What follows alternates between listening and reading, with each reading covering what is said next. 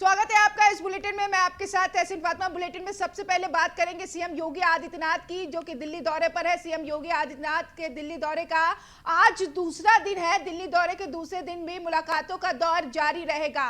सुबह 10:45 पर पीएम मोदी से मुलाकात करेंगे सीएम योगी आदित्यनाथ। यूपी में कोरोना और विकास कार्यों पर चर्चा संभव है। बीजेपी अध्यक्ष जेपी नड्डा से भी मिलेंगे सीएम योगी आदित्यनाथ। कल शाम गृह मंत्री अमित शाह से भी मुलाकात कर चुके हैं। उत्तर प्रदेश में सियासी अटकलों के बीच मुख्यमंत्री योगी आदित्यनाथ राष्ट्रीय राजधानी के दौरे पर हैं। आज सुबह 10:45 पर 7LKM पहुंचकर प्रधानमंत्री नरेंद्र मोदी से मुलाकात करेंगे। मुलाकात बहुत ही महत्वपूर्ण मानी जा रही है। इस मुलाकात में कई मुद्दों पर चर्चा हो सकती है। संगठन की मजबूती को लेकर, साथ ही साथ सरकार और संगठन के समन्वय को लेकर भी चर्चा हो सकती है। एक्सक्लूसिव तस्वीर आपके सामने है। कब पहुंचेंगे सीएम योगी पीएम से मुलाकात करने के लिए, वो शेड्यूल हमने आपको बताया। दरअसल ये महत्वपूर्ण बैठक है। आगामी चुनाव को लेकर, चुनाव में किस तरीके से तैयारियां हो उसको लेकर भी ये बैठक अहम मानी जा रही है।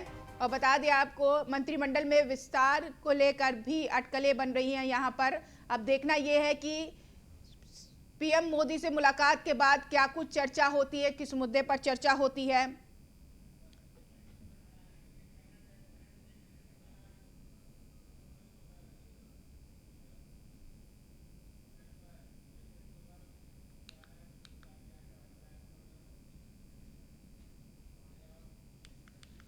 तो क्या है शेड्यूल सीएम योगी आदित्यनाथ का और कैसे किस तरीके से मुलाकात करेंगे, जीएफएक्स के जरिए थोड़ा समझिए। सीएम योगी की पीएम मोदी से मुलाकात 12:30 पर बीजेपी अध्यक्ष जेपी नड्डा से मिलेंगे। राष्ट्रपति से भी शिष्टाचार मुलाकात होगी। गुरुवार को लखनऊ से दिल्ली पहुंचे सीएम योगी गृह मंत्री अमित शाह से भी मिले हैं। करीब 1.5 घंटे सीएम योगी और अमित शाह से बात हुई है। सीएम योगी ने प्रवासी संकट का समाधान पुस्तक भेंट किया। गुरुवार को यूपी सदन में जितिन प्रसाद से मिले। जितिन प्रसाद बुधवार को बीजेपी में शामिल हुए थे। गुरुवार को बीजेपी सांसद सत्यपाल से सीएम योगी की मुलाकात हुई। अपना दल की नेता सांसद अनुप्रिया पटेल की अमित शाह से मुलाकात हुई। एनडीए की सहयोगी पार्टी है अपना दल।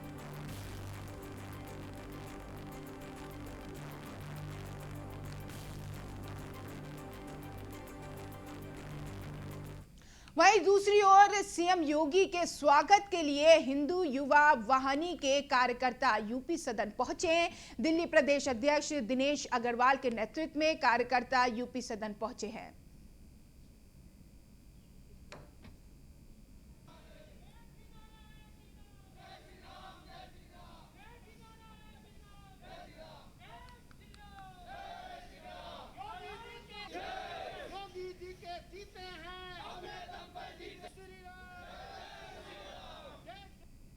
मैं सभी से ये आग्रह करता हूं कि हम सिर्फ अपने जो योगी आदित्यनाथ रहे संरक्षक हैं हिंदू युवानी के, उनके लिए, उनके एक दर्शन करने के लिए हिंदू युवानी की टीम आई है। क्योंकि योगी आदित्यनाथ जी ने कोरोना काल में भी इतने अच्छा काम किया है यूपी के लिए, तो हम चाहते हैं कि भगवान उनको और तरक्की दे। आज हम यहाँ पर महाराज योगी आदित्यनाथ जी के दर्शन एवं आशीर्वाद के लिए आए हैं।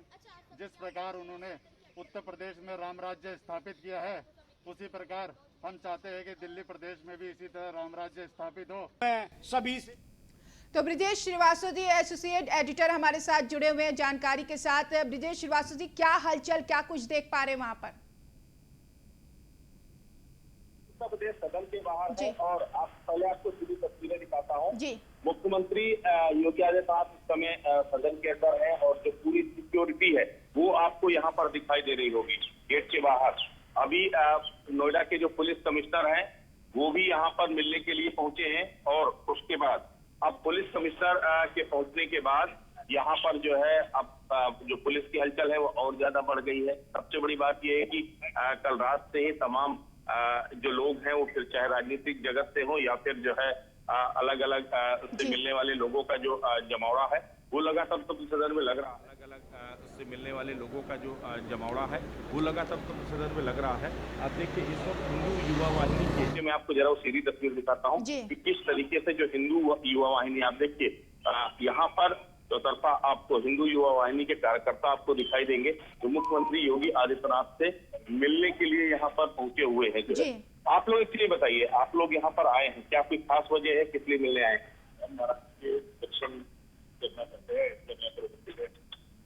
और कोई खास वजह जो है? अच्छा, उत्तर प्रदेश में तमाम तरीके की अटकलें लग रही हैं, तमाम तरीके का जो है जब आके किस तरह से जो है आगे 2022 के चुनाव में जाएंगे, आपको क्या लगता है कि योगी जी के नेतृत्व में ही आप सब लोग 2022 में उत्तर प्रदेश चुनाव लड़ेंगे?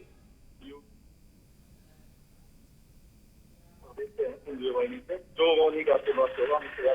आप लोग मिलने आए हैं यहाँ पर? हम सिर्फ दर्शन के लिए आए, केवल दर्शन के लिए, और कोई मुद्दा और कोई चर्चा? कोई और मुद्दा नहीं है, कोई और चर्चा नहीं है। हम सिर्फ और सिर्फ उनके दर्शन करने के लिए आए कि दर्शन के अभिलाषा है, दर्शन हो जाएंगे। चर्चा नहीं है, हम सिर्फ और सिर्फ उनके दर्शन करने के लिए आए कि दर्शन के अभिलाषा है, दर्शन। हम केवल महाराज जी के दर्शनों के लिए यहाँ पर आए हैं। ये जमावड़ा लगातार आप देखिए जो सैकड़ों की तादाद में जो हिंदू युवा वाहिनी के कार्यकर्ता है वो यहाँ पर पहुंचे हुए हैं झंडे बैनर लेकर के। दरअसल हिंदू युवा वाहिनी के जो संरक्षक है वो मुख्यमंत्री योगी आदित्यनाथ ही है। और सबसे बड़ी बात यह है कि हिंदू युवा वाहिनी एक ऐसा संगठन है जो सामाजिक संगठन के तौर पर जो है काम करता है, और उसमें क्योंकि जो संरक्षण है मुख्यमंत्री का ही, और यही वजह है कि ये सारे लोग उनके दर्शन करने आए हैं, उनसे मिलने आए हैं। और अब चूंकि जो सियासी पारा है वो भी लगातार करता जा रहा है, एक के बाद एक पश्चिम उत्तर प्रदेश से जुड़े हुए कई नेताओं ने कल से जो है मुख्यमंत्री योगी आदित्यनाथ से मुलाकात किया, क्योंकि जो पश्चिमी उत्तर प्रदेश के सियासी समीकरणों को साधना मुख्यमंत्री की एक बड़ी प्राथमिकता में है। और यही वजह है कल से आज तक वेस्ट यूपी से जुड़े हुए कई नेताओं के साथ मुलाकात की। जनरल वीके सिंह भी मुख्यमंत्री जाकर के मिले, सत्यपाल सिंह आकर के मिले। तो इस तरह से कई ऐसे नेता हैं जो वेस्ट यूपी से ताल्लुक रखते हैं, वो मुख्यमंत्री से मिले हैं। अब से कुछ देर बाद यानी लगभग 10:45 में मुख्यमंत्री योगी आदित्यनाथ प्रधानमंत्री से मिलने के लिए यहाँ से निकलेंगे और लगभग 11 बजे मुलाकात होगी। तो बेहद अहम मुलाकात है प्रधानमंत्री नरेंद्र मोदी के साथ। मुलाकात को लेकर अगर बात की जाए ब्रिजेश श्रीवास्तव जी, ये कितनी महत्वपूर्ण मुलाकात होगी? इस मुलाकात के दौरान किन किन मुद्दों पर चर्चा हो सकती है?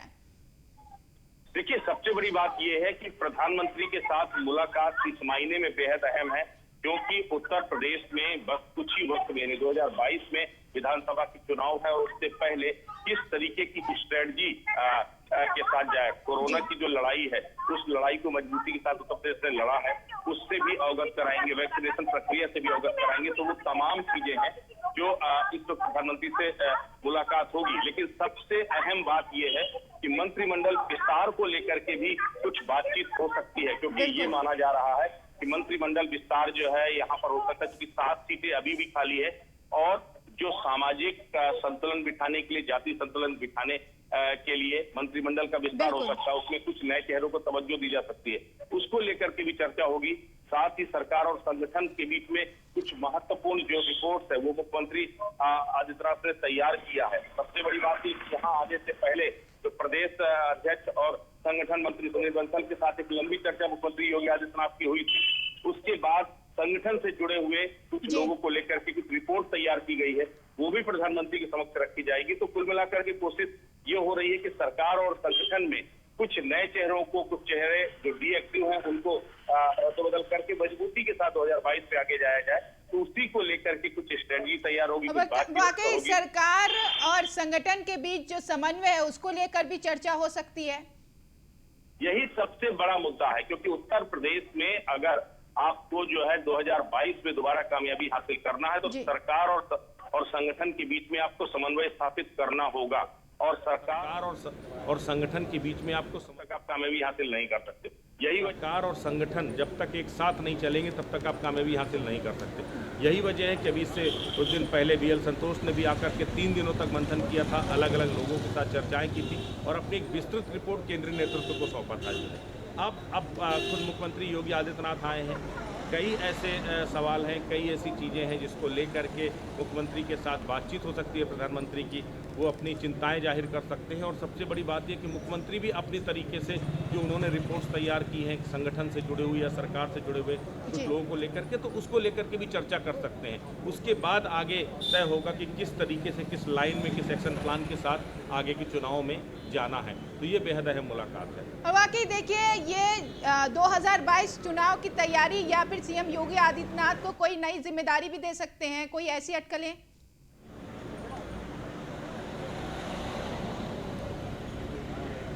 देखिए, एक बात तो तय है, देखिए मुख्यमंत्री योगी आदित्यनाथ एक बड़ा चेहरा है। उनके चेहरे को लेकर के सिर्फ केवल उत्तर प्रदेश नहीं बल्कि देश में कहीं भी चुनाव होता है तो उत्तर प्रदेश के मुख्यमंत्री योगी आदित्यनाथ को स्टार कैंपेनर के तौर पर एक बड़ी जिम्मेदारी हर एक राज्य की मिलती है। तो जब उत्तर प्रदेश में चुनाव हो और चेहरा ही मुख्यमंत्री योगी आदित्यनाथ हो, तब भला उन्हें जिम्मेदारी क्यों नहीं? उनके पास जिम्मेदारी केवल सरकार की नहीं बल्कि संगठन में समन्वय स्थापित करना, वो भी उनकी जिम्मेदारी है। और संगठन में फेरबदल को लेकर के भी कयास लग रहे हैं कि क्या संगठन का चेहरा भी बदला जाएगा, क्या संगठन में भी चेहरे को आगे बढ़ाया जाए। दूसरा, सरकार के अंदर भी कुछ ऐसे लोग हैं जिनकी अपनी महत्वाकांक्षाएं हैं, जिनके अपने जो है प्रॉब्लम्स हैं, जिनके अपने जो है सवाल है सरकार में बैठे हुए ही जो है, तो उन चीजों को कैसे अंतर कलह को कैसे खत्म किया जाए, वो भी एक बड़ा इश्यू है। तो इन तमाम मुद्दों को लेकर बातचीत होगी। खुल करके प्रधानमंत्री से जो है मुख्यमंत्री अपनी बात रखेंगे, वो अपनी आशंकाएं रखेंगे, अपनी वो जो अपनी सीक्रेट रिपोर्ट है वो भी उनके सामने रखेंगे कि उत्तर प्रदेश की समय स्थिति ये है, मेरे हिसाब से ऐसा किया जाना चाहिए। बाकी केंद्रीय नेतृत्व को तय करना है कि किस तरीके से आगे बढ़ना है, 2022 में किस एक्शन प्लान के साथ जाना है। लेकिन मुख्यमंत्री योगी आदित्यनाथ मजबूती से अपनी बात जरूर रखेंगे और अपनी जो रिपोर्ट है उसको भी बिल्कुल रिपोर्ट भी रखेंगे और सारी बातें भी करेंगे। इन सब के बीच याद है 2017 में जब चुनाव का परिणाम सामने आया था तो मुख्यमंत्री के चेहरे को लेकर काफी चर्चाएं थी, जिसमें केशव प्रसाद मौर्य का नाम देश में सबसे आगे आ रहा था, लेकिन सीएम योगी आदित्यनाथ को चुना गया। अब 2022 का मास्टर प्लान क्या होगा बीजेपी का? देखिए, 2022 हो या 2017 दोनों जगह समीकरण एक से थे, लेकिन परिस्थितियां दोनों अलग अलग हैं। 2017 के चुनाव के समय बीजेपी एक सोशल इंजीनियरिंग पर काम कर रही थी, जिस तरीके से गैर यादव जो पिछड़ी जातियां थी, गैर दलित जो है, अगर वो देखा जाए गैर जाटव अगर जो है अनुसूचित जाति का जो वोट बैंक था उसको टारगेट करने की लगातार कोशिश में बीजेपी थी और उस कॉम्बिनेशन को बेहतर तरीके से उत्तर प्रदेश में फीड भी किया और उसी का वो था कि उत्तर प्रदेश में ऐतिहासिक बहुमत लेकर के मुख्यमंत्री योगी आदित्यनाथ की सरकार बनी। लेकिन पिछली बार किसी चेहरे के बगैर गई थी बीजेपी, इस बार चेहरा लेकर के जा रही है। तो वो चेहरा 5 सालों में उस चेहरे ने जो भी एक परसेप्शन बनाया है, जो भी परफॉर्म किया है, उसके आधार पर जाएंगे। उसके गुण दोष भी है, उसके फायदे भी है, उसके नुकसान भी है। लेकिन अब सबसे बड़ी बात यह है कि एक मजबूत चेहरा कम से कम आप लेकर के जा सकते हो उत्तर प्रदेश की सियासत में। आज योगी आदित्यनाथ से बड़ा सीएम फेस कोई दूसरा नहीं है, इतना तो तय है। तो उस फेस के साथ पार्टी जाएगी, लेकिन इसके साथ बहुत सारी चुनौतियां भी हैं। इस वक्त बहुत जगह पर नाराजगी भी है। कोरोना के बाद जिस तरीके से परिस्थितियां उपजी हैं, उसने कहीं ना कहीं ऐसे हालात बनाए हैं। किसानों का आंदोलन एक बड़ी चुनौती, किसान आंदोलन की वजह से वेस्ट यूपी में एक बड़ा सा पंचायत चुनाव में बीजेपी को इसका खामियाजा भुगतना पड़ा। तो उस सदमे से कैसे उभरा जाए, उसको कैसे जो है उस नाराजगी को कैसे कम किया जाए, यही वजह है कि कल से वेस्ट यूपी के तमाम नेताओं के साथ मुख्यमंत्री योगी आदित्यनाथ मिल चुके हैं। ब्राह्मण बहुत सारे सवाल उठ रहे हैं कि क्या ब्राह्मण उत्तर प्रदेश में नाराज है। जितिन प्रसाद को चेहरा बना करके लाया गया है। जितिन प्रसाद के आने से कम जो ब्राह्मण वोट बैंक है, जो टिकने की आशंका थी, वो अपने साथ जुड़ेगा। तो वो तमाम कोशिशें पार्टी और संगठन के जरिए की जा रही है कि पार्टी मजबूती के साथ आगामी चुनाव में उतरे और यही वजह है कि ये दौरा महत्वपूर्ण माना जा रहा है। बहुत शुक्रिया ब्रिजेश श्रीवास्तव जी जुड़ने के लिए, तमाम जानकारी देने के लिए। लेकिन नोएडा से खबर मिल रही है, उसका रुख कर लेते हैं। सेक्टर 2 के कॉल सेंटर में भीषण आग लगने का मामला सामने आया है। फायर ब्रिगेड की गाड़ी मौके पर पहुंची है, आग बुझाने में लगी हुई है। आग लगने के दौरान आसपास लोगों में हड़कंप मच गया। आग में अभी तक किसी के हताहत होने की खबर नहीं है। तो सेक्टर 2 में, नोएडा सेक्टर 2 में अचानक आग लग गई। ये भीषण आग कैसे लगी फिलहाल इसका पता नहीं है, लेकिन आग लगने से आसपास के इलाके में हड़कंप मच गया। ये तस्वीर आपके सामने है। फायर ब्रिगेड की गाड़ी मौके पर पहुंची हुई है, आग बुझाने का प्रयास कर रही है। दरअसल कॉल सेंटर है ये जहां पर आग लगी है। फायर ब्रिगेड की गाड़ी मौके पर पहुंची हुई है और आग बुझाने का प्रयास कर रही है। आग कैसे लगी फिलहाल इसका पता नहीं है, लेकिन आग बुझाने का प्रयास किया जा रहा है। अभी किसी के हताहत होने की खबर नहीं है। तो बड़ी जानकारी आप तक पहुंचाई जा रही है। उत्तर प्रदेश के नोएडा सेक्टर 2 में कॉल सेंटर में आग लग गई। निशांत शर्मा संवाददाता इस खबर पर जानकारी के साथ जुड़ गया। निशांत शर्मा, क्या कुछ जानकारी, क्या आग को बुझा लिया गया है?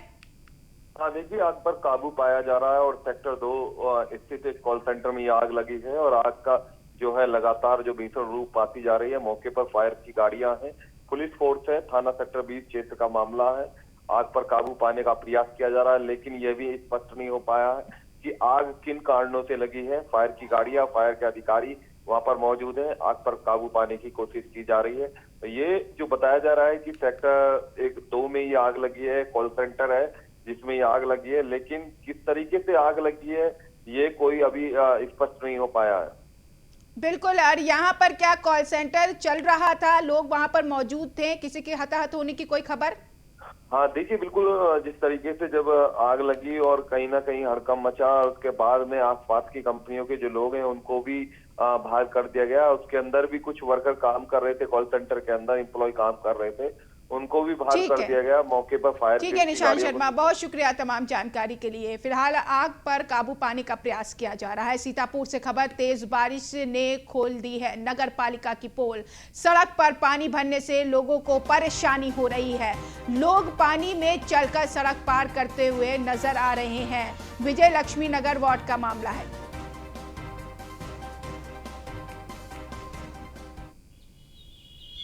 तो ये सड़क पर पानी भरा हुआ है, लोग परेशान हैं। नगर पालिका की पोल खुलती हुई नजर आ रही है।